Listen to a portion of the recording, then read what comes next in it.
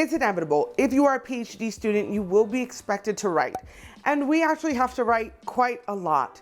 So if you are feeling unsettled, demotivated, or very lonely during your writing process, then you need to engage in a writing group. So what is a writing group? Well, it comes down to it, as graduate students, so much of our experience is siloed into our desk, into our own individual research, our own individual assignments, that we don't have time to really build community or a support system to help us through the daily requirements or the nitty-gritty work that comes into being a PhD student or graduate student more broadly. A writing group then is exactly what it sounds like. It's a group of your peers or a community of people that get together to write. What's amazing about writing groups is that built into their structure, they help you be accountable while supporting others to feel more accountable and supported as well.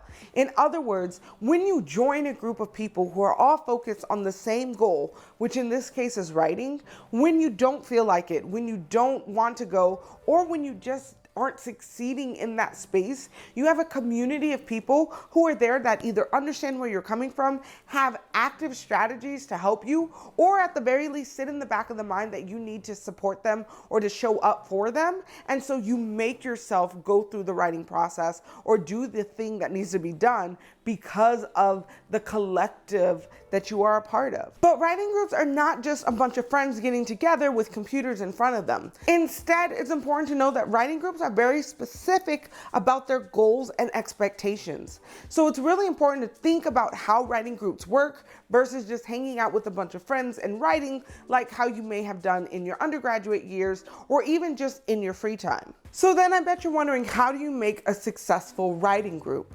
And a big part of writing or making a successful writing group is that you are entering this space with a set goal, but also built into the system or into the structure of your group is a sense of accountability. Now, this doesn't mean that a writing group that is more casual and just about constantly writing with each other doesn't work, but it does mean if you have a deadline that you have to approach, or if you're trying to minimize the amount of stress that you feel, having these things built into your writing group can really help you be prepared and progress at a steady pace, even when you don't make all the meetings, or even when you're feeling demotivated or behind. You have a community of people that are encouraging you towards your end goal, whatever that is. For example, if you are a graduate student who is entering into their dissertation phase, then you may want to join a writing group of maybe only 3 or 4 other people, where you spend a month or 2 together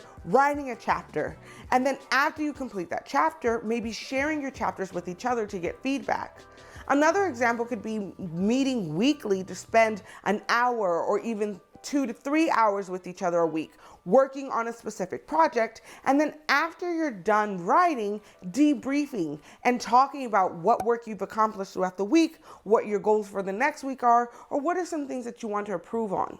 There are, of course, different ways that you can run a writing group. And as long as they have your set goal and your sense of accountability, they can and most likely will be very successful. And one of the first ways that I've experienced being part of a writing group is very similar to what I just described.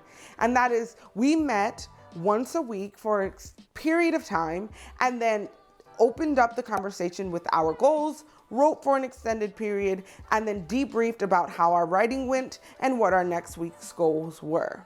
The second group that I was a part of, or the second style of group that I was a part of, implies that you are writing by yourself throughout the week. And then there's one day a week where you bring what you've been working on into a group of people to get feedback, response, or just have a sense of somebody taking it and turning it in. And this group is actually my favorite type of group because for me, I like to write at different wild times of the day. And so by being able to control my actual writing schedule, but knowing that somebody's going to review it or look after it after a certain date, really helped me stay motivated to meet those deadlines. And then it felt very generative because I was getting feedback on what I spent the past week on. And so in this group, you would write, get your feedback, take your feedback, and then you can either make revisions or start a new project.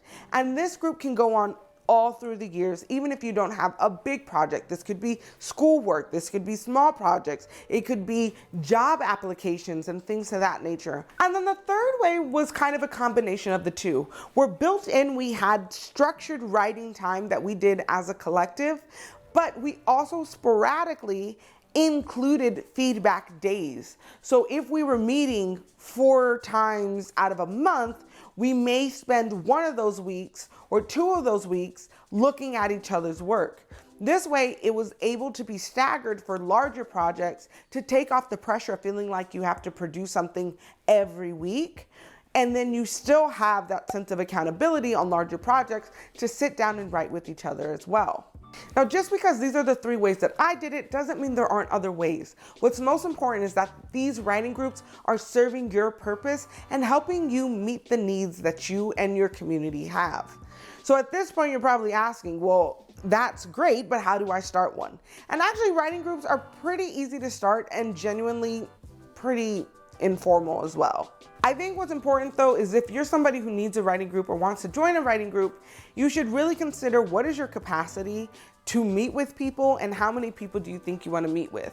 My first mistake is when I started to reach out to develop writing groups, I had a large group of people from 10 to 15 people. And what happened was with such a large group, there wasn't really that sense of accountability because a lot of people stopped coming pretty often.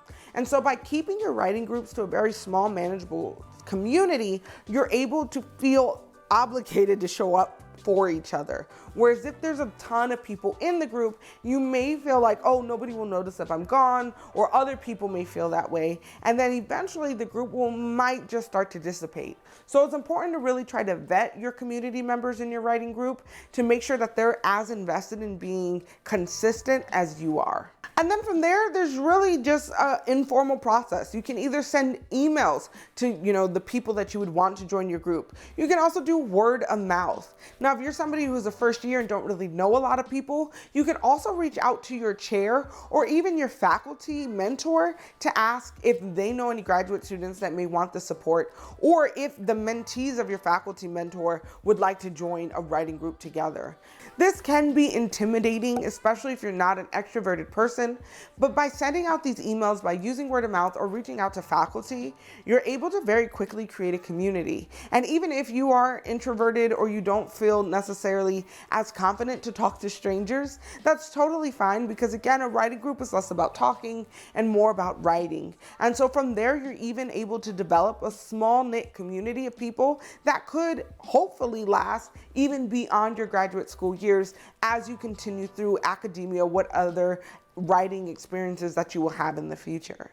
But of course, there are other things that may impact your ability to write, and a writing group may not be the solution for everything. So if you're somebody struggling with writer's block in academia, you should watch this video next, where I go into detailed strategies to help you move towards being progressive and achieving your writing goals. If you found 2 things useful, please hit the thumbs up. Thank you so much for watching, and I will see you next week.